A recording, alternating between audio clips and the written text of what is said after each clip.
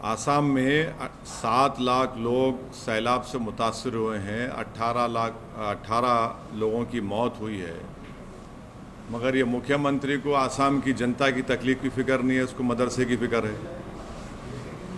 ये मुख्यमंत्री को जानना चाहिए, जो हिस्ट्री का वीक स्टूडेंट है, कि जब संघी लोग अंग्रेज़ों से मिले हुए थे और जेल में बैठकर अंग्रेज़ों से माफ़ी की भीख मांग रहे थे, यही मदरसे के ज़िम्मेदारों ने अंग्रेज़ों के ख़िलाफ़ जिहाद का फतवा दिया।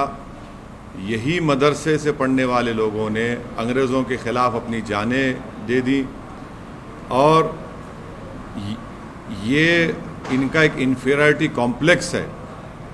वो इस तरह से इन्फीरियरिटी कॉम्प्लेक्स को छुपाने के लिए इस तरह की बकवास करते रहते हैं। क्या राजा राम मोहन राय मदरसे में पढ़े थे या शाखा में पढ़े थे? और शाखाओं में और मदरसों में फ़र्क यह है कि मदरसों में इंसानियत का सबक सिखाया जाता, इंसानियत से हमदर्दी और मोहब्बत का पैगाम दिया जाता। तो इनको ये चीज़ें समझ में नहीं आती और इनको ये बात समझने की ज़रूरत है कि मदरसों में साइंस, मैथ्स सब पढ़ाया जाता और मदरसों के ज़रिए से ही भारत को और ख़ूबसूरत बनाया गया। तो इनको इन सब चीज़ों से मालूमात नहीं है। और आखिरी बात यह है कि नरेंद्र मोदी की सरकार क्या मदरसा मॉडर्नाइजेशन की स्कीम नहीं चला रही है? क्या सालाना भारत की पार्लियामेंट में उसका बजट मंजूर नहीं होता है क्या? तो इनको सिर्फ मुसलमानों से और इस्लाम से नफरत है, ये खुल के आ गया उनकी ज़बान पर।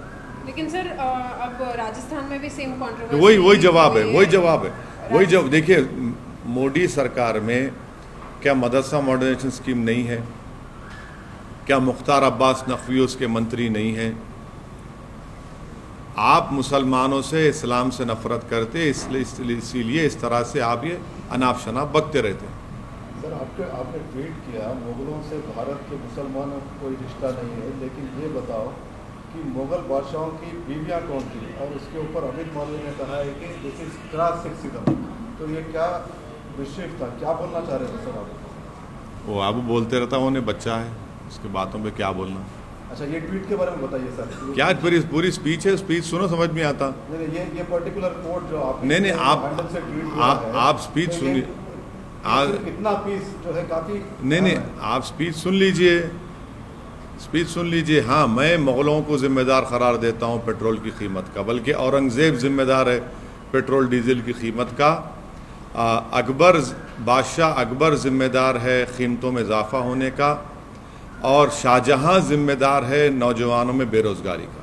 इसको मानता हूँ। लेकिन सर अब तो पेट्रोल डीजल के दाम कम हो गए। नहीं, वो भी जिम्मेदारी उन पे आ जाती है। मुग़लों की वजह से ये प्रॉब्लम है। औरंगज़ेब की वजह से पेट्रोल की कीमत में इजाफा हो गया, और अकबर की वजह से कीमतें बढ़ गई, बादशाह अकबर की वजह से, और शाहजहाँ की वजह से नौजवान बेरोजगार। लेकिन प्रधानमंत्री की वजह से पेट्रोल और डीजल के दाम नहीं, प्रधानमंत्री जिम्मेदारी नहीं है इसकी, मुग़ल जिम्मेदार। Sir, activists like Brinda Adige have said that this is crass sexism and your comment humiliates women.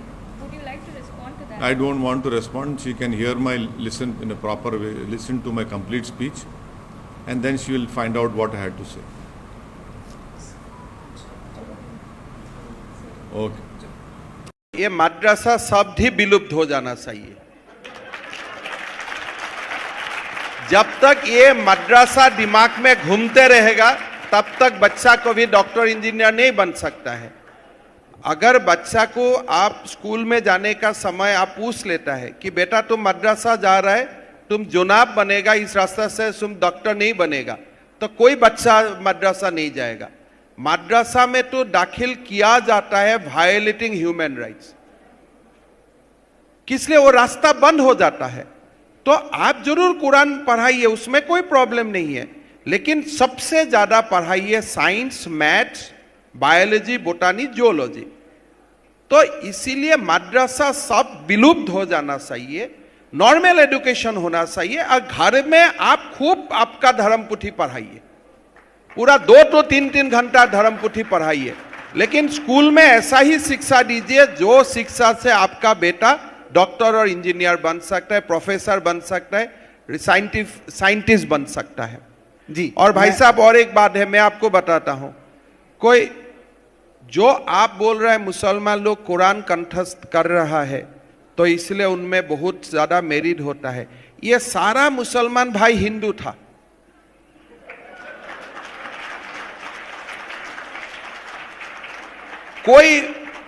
कोई एज ए मुसलमान ये धरती में नहीं आया, भारत का धरती में सब हिंदू ही था।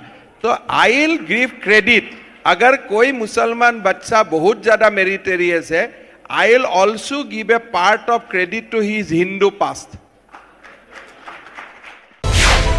मिलेट टाइम्स को आपकी जरूरत है, हमारी आप माली मदद करें।